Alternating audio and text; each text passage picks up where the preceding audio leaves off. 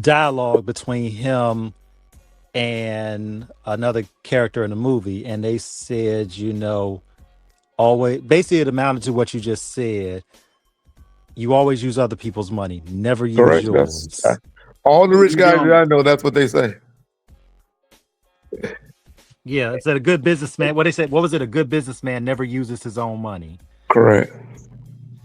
When you And we think going about back. that, I was going to say this too, so we going into '95, and Tupac gets released from prison. Now, do you sense there's an energy shift amongst the team? Not at the time. Definitely now after hearing all the interviews, but it eventually got there. You can see the jealousy. Things happened with the Dog Pound, their album. If y'all don't remember, the Dog Pound album was out in '95 and it was doing good. You normally back in the day you used to work 3 singles off of an album. The album got stopped at 2 singles.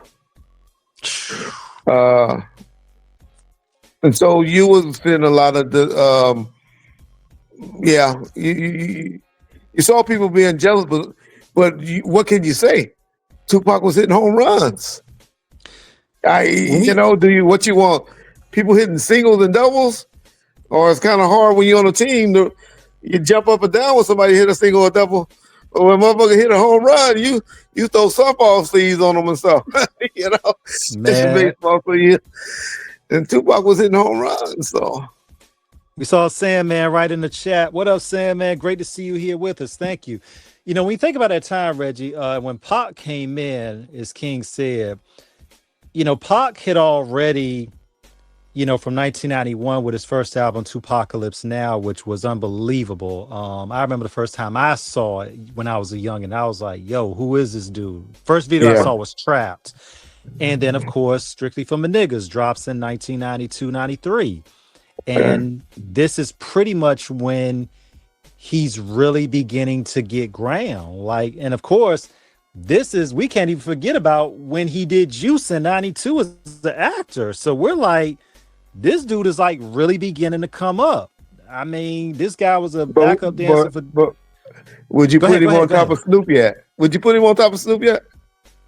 What I put during then? I think personally, the Janet Jackson movie kind of catapulted his star power a little bit. That's a good point. Yeah, Polar Justice. Snoop was still the guy, but musically, Snoop was still the guy.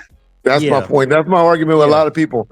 I don't think Pac jumped over Snoop until '96. Me and Against the World gave him a run. All Eyes on Me took him over the top. Absolutely. Yeah. But when we talk about the cultural comparisons of impact, and you're absolutely right, Reggie. Because to your partner's point, that movie stuff did make Pac a superstar. Yeah, but the thing when we look at that transition, because when we look at that era of the early '90s, this is when we saw a lot of rappers who were beginning to transition into it. Yeah. When we saw, we saw Queen Latifah and Jungle Fever. We saw Will Ice Smith. Cube. Yeah, Ice Cube, Ice-T. All of them. That was that wave. LL Cool J had already done movies by then. Yeah. So we were already seeing this in motion to where the transitions were coming, where hip hop was becoming more ubiquitous in not only music but also movies as well. Pac's raw presence in Juice, because we still had not seen the best of him yet. Snoop, but then you figure 1992, the summer with the deep cover, and Dre and him come together, and we like, yo, who